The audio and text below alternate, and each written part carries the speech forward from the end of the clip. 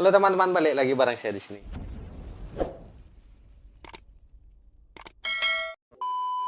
Oke teman-teman, jadi di video mukbang saya kali ini menunya ada babi kecap, sayurnya ada daun ubi, lalapan mentahnya ada selada keriting. Nah sebelumnya mohon maaf buat teman-teman semua yang tidak boleh mengonsumsi olahan daging babi. Nah jadi sebelum makan saya mau berdoa dulu. Oke, selesai.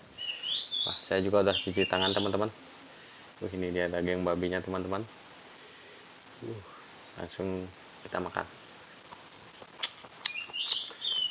Wah, bumbunya meresap banget ya teman-teman.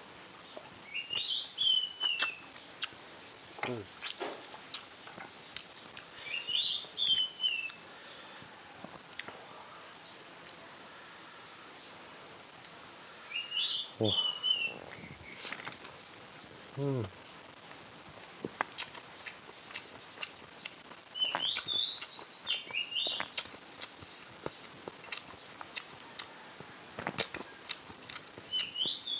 Wah, resep banget bumbunya nih teman-teman.